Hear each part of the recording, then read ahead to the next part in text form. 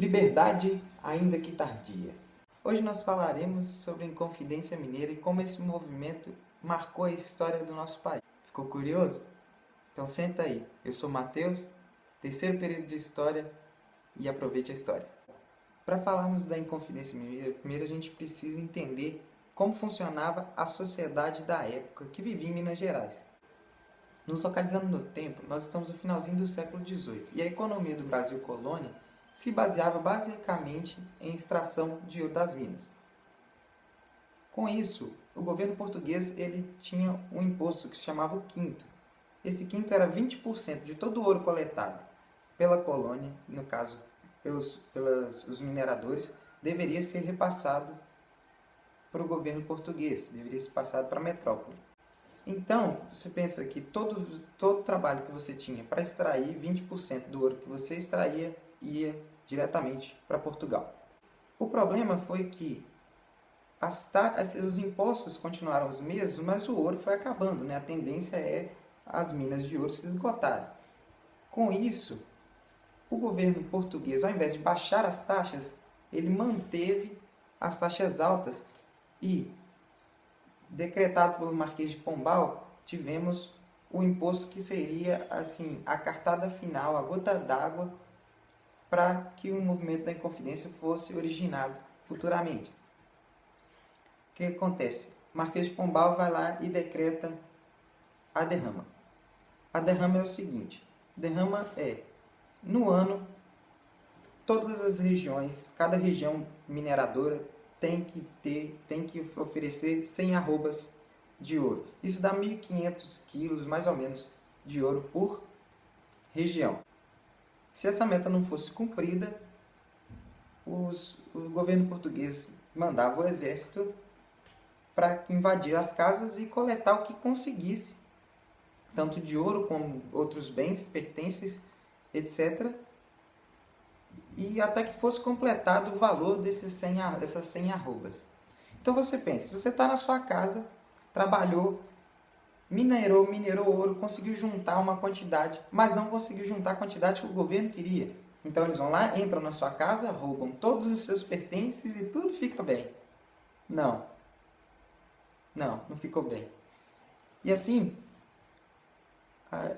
os mineradores, né, e os pensadores da época que tinham contato com as ideias iluministas começaram a se juntar e formar um grupo.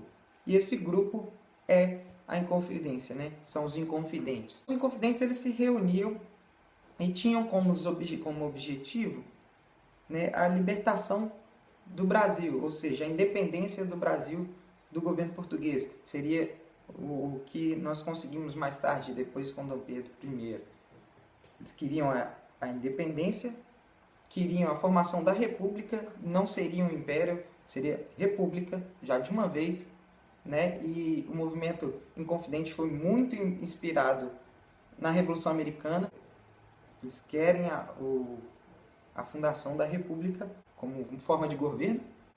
Outro objetivo era a formação e a liberação de manufaturas no Brasil, ou seja, a criação de polos industriais no Brasil e a criação da primeira universidade do país, que seria em Vila Rica.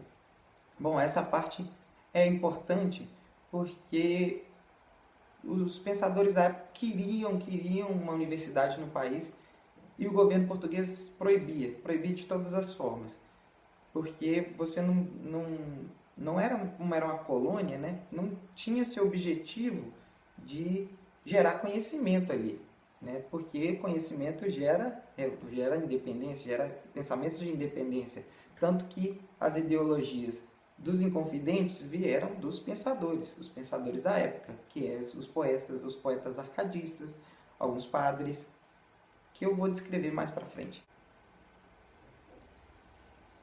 Bom, falando dos... Eu sou muito burro! Alguns dos nomes importantes para a Inconfidência Mineira, né?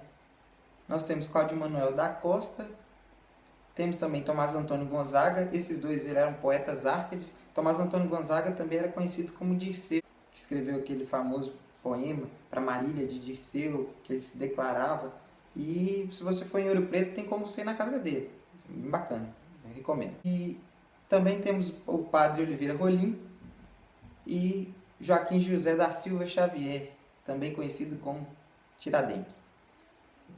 Muita gente fala que Tiradentes foi o líder, né? Ele é conhecido como líder e herói da Inconfidência, mas na verdade ele era um ativista.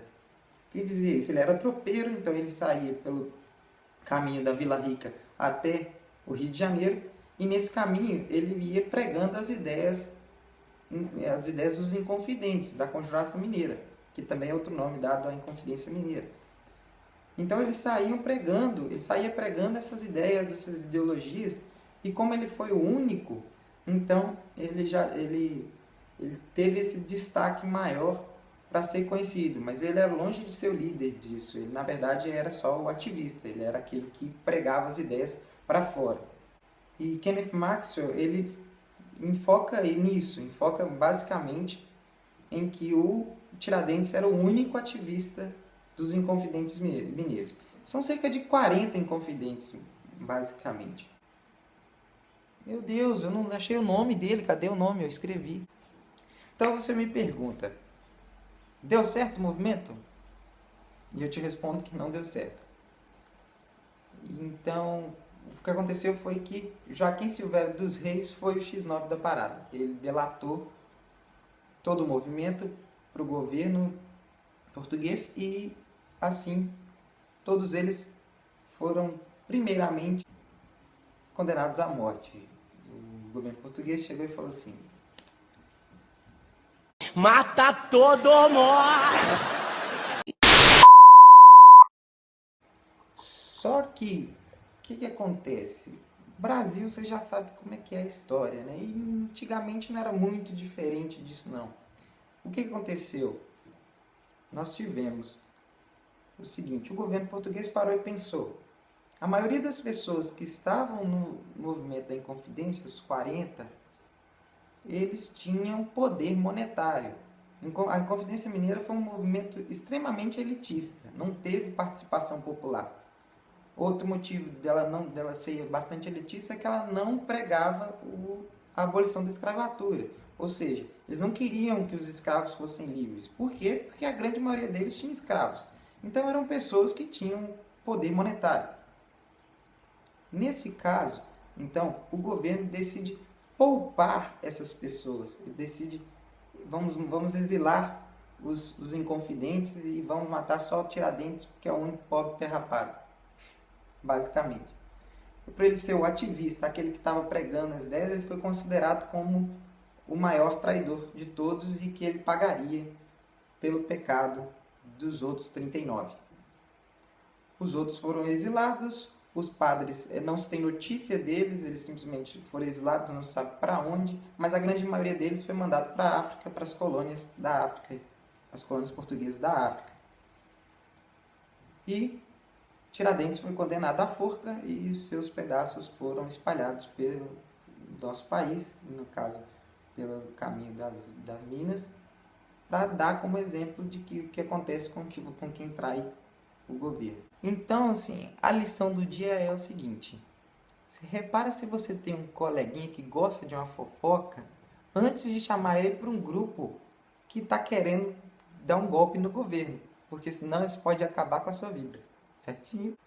Então é isso, eu espero que você tenha gostado, que esse vídeo tenha acrescentado um pouco de história na sua vida, que você tenha aproveitado a história. Como sugestão fica o livro A Devassa da Devassa, Inconfidência Mineira, Brasil e Portugal, 1750 a 1808, do Kenneth Maxwell, que é um livro excelente. Ele vai te mostrar todas as nuances que fizeram a Inconfidência acontecer, todos os motivos, a crise em Portugal, etc.